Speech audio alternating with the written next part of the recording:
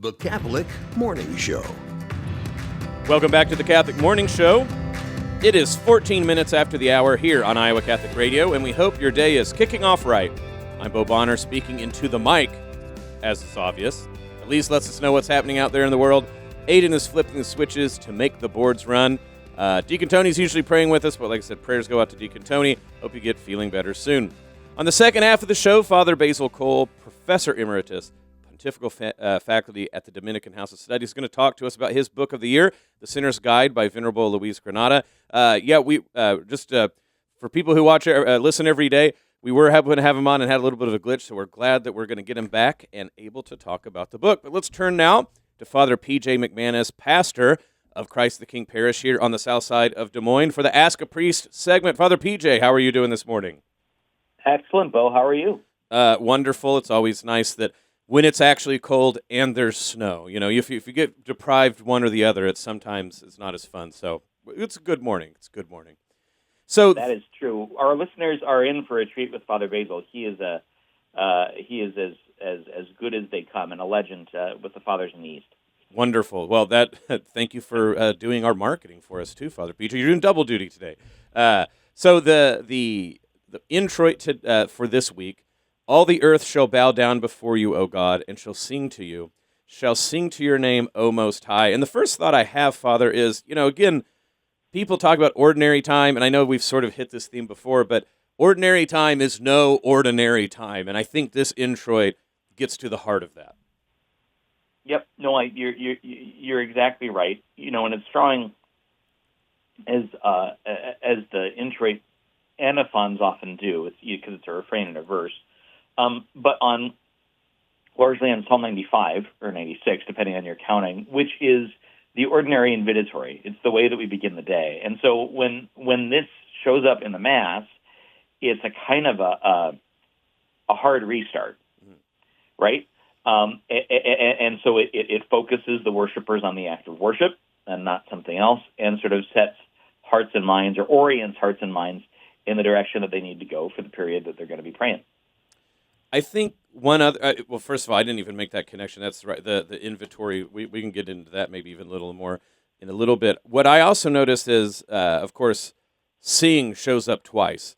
There's bowing down, but then there's singing twice. And that made me think, of course, of the sort of famous adage of Augustine that those who sing pray twice. But I guess the question starts to be, it's not so, the joke could be this should make us all become better singers, or maybe we need to train a little bit more. But I also think it goes one more time where we're very familiar with a certain idea of singing, whether it's karaoke or we're listening to people on the radio. We get this idea of performance, right? That there's individuals or even groups that are really good, and they should be doing that. But if one was to really take the Psalms as a guide star for what praising God and having a worshipful life looks like, there's a lot more singing. So, Father PJ, is there more to singing, or is there a wider understanding of it in the past that maybe we're missing out when we hear that word nowadays? So I think there are two things that are worth saying about this. I think the first, which you've already raised, is that the experience of song that we tend to have now at this point in our history is very different than most people's, simply because of its repeatability. So the fact that most music that we hear is in fact pre-recorded, right? Or even to a certain degree, like the listeners who can hear us now are not really listening to Father PJ's voice and Bo's voice or Lisa's voice or whatever, right? Like they're listening to reproduced sound waves that mimic our voice in a really effective way, but it's not identical, right? Correct. Which is why music aficionados say this stuff all the time. They sound pretentious, but they're actually right. Live music is better. Like empirically, live music is better, even if the quality isn't the same. Absolutely. Our bodies respond differently to music when it's performed live, when those sound waves are hitting us from their original source and not being reproduced by some sort of mechanical or electronic means. And so we respond differently as a whole, right? And so the reason this is important is because what sort of karaoke or pop star idolization or whatever has done in large measure to our experience of music professionalize it in a way that it was never meant to, right? And so the reason that you had a specific way of singing in church that was different, by which I mean chant, that was different than the kind of singing that you would do at home or in the pub or at a ball game or something like that, is because everybody sang. You just sang differently in different places. And just as it would be really weird, like at a kid's birthday party in the dining room, to stand up and sing "Take Me Out to the Ball Game." I mean, so from the church's perspective, it would be really weird to like stand up and, sing hymn texts that have been set to the music of Billy Joel or something. Yeah. But that is very often what our more modern experience of hymnody in the church is, and that's you've got a pretty hard case to make that that's what's actually intended. Yeah. Ave Maria to Piano Man, not the same sort of experience. Father, what that makes me think of is there's a way in which, and I love that you point this out, even though it's a very sort of technical point, hearing something mechanically reproduced, even if the fidelity is like really great, like it sounds like Bo and PJ are in the room with you, is not the same thing. Because I always point this out to students. There's a way in which like sound or talking can seem especially spiritual, right? Because you're not touching something, or you're not even seeing it in your visual field. But I always like to point out that hearing is actually sort of gross, because what you do, if you are in the room with me, I am moving air that literally goes inside of your head and vibrates a part of your body. Actually, speaking is incredibly incarnational. And singing allows us to do that very incarnational, touching through airwaves in a coordinated way. And so when you hear the introit twice say, we're going to sing, y'all, that's what we're doing here at the beginning of the year, that the ordinary time, right, we've said this multiple times, like ordinates, coordinates, where are we going?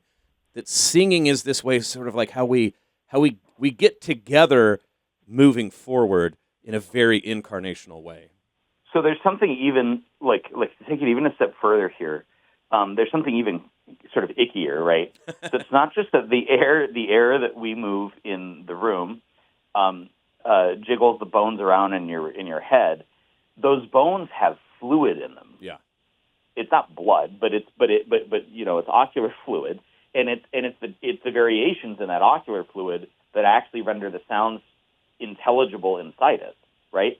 So in a certain way, just as the Lord, spat and stuck his fingers in the guy's ears, there is a certain way when every time we speak, we are sort of sticking ourselves in the other person's ear, and that's deeply important on the church front, because that means every word we say, every word we do when we're at liturgy, is God's attempt again and again and again to stick his fingers in our ears.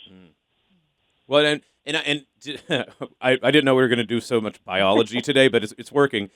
Think about how, one of the mysteries, right, of the church, but in any sort of social body, is at one hand, I'm me, I'm Bo, I'm an individual, and yet when I'm really part of a community, a true society, I'm also part of this body, this one person that's all of us together. How does that happen? And to think, like you said, that ocular fluid, when we're all hearing it together and we're all singing together, literally there's a bunch of heads in that room that fluid is, like you said, oscillating at the same time in harmony. So like that's how it's your hearing of the music, but it's our hearing it together. And I mean, I'm serious about this, folks. If there's a way to really enter into this duality of Mass, right, that like it's your experience of Mass, but it's our attending together. Like, and if we're not all doing it together, it doesn't happen. The analogy is how music physically works in your head. Yeah, that's very, very good. That's very, very good, which is part of the reason then that the church presents again and again and again these hymn texts, even if the texts are going to be set to different tunes. I often use the example, my travels in Africa, and I get that Africa is a very large place, so this varies a lot based on who were the initial missionaries in various places. But I've been in Kenya and Tanzania and Nigeria, all three, where the people have there aren't hymnals because, at least at a certain time, paper and ink was too expensive, right? Mm-hmm. So everybody just memorized almost everything you ever have to sing in church, and they have the hymn texts that they have memorized are virtually all psalms. Mm-hmm. Now, they don't sound exactly like sort of classical Latin or Roman tones. It's a different thing, right? But they also, like, what the melodies that they sing those psalm texts to in church are not the same melodies that get used for anything else. Mm. They're sacred, right? They're set apart. Yep. So that there are certain sounds that are dedicated for particular use, just like there's certain places dedicated for particular use and certain clothes dedicated for particular use. And whether it's embedded in the particular sound itself or just by use, the use begins to have an effect on us. Mm. So the moment you hear X, it solicits a particular feeling. Just like, say, a couple with their song. Every time their song comes on on the radio or at the restaurant or at the mall, you can't help but dance. Mm. Well, I'm so glad we're talking about this today. We're running out of time, but the last thing that I throw out to you is one of the things that we kind of get tripped up on, because when we say we're going to pass on a tradition, and what's more traditional, like you said, than passing on these songs generation to generation, we can't help but think about it like, oh, well, yeah, like I'm going to print out the score of the song, and then I'll keep handing it down. And so then fidelity to tradition seems like, well, I'm going to sing the song the same exact way it's on this printed paper. But before paper and notation, it was much more like a flame of a torch lighting up the next flame. And so, sure, 12 flames down, it might sound different, but it actually is far more the passing on the tradition. So I think about, like what you said, those Roman, Latin-speaking missionaries time and time ago land in the African countries you've mentioned. And sure, the sound would not be a reproduction exactly of what was there, but in some ways, it's more infidelity. Fidelitas, not infidelity. It's more, has more fidelity, another sound word, to those first hymns they heard. Yeah, that's exactly right. That's exactly right. And the sounds ultimately change them, right? That's the upshot of the whole thing. Yeah, and hopefully those sounds change us. I feel like we always get changed every time we get a chance to hear you, Father PJ, because this is such a wonderful thing to do. So thank you for joining us this morning on your busy day. That's Father PJ McManus, pastor of Christ the King Parish. Go ahead. Quick advertisement here, Bo. Yeah, go ahead. There are listeners might appreciate.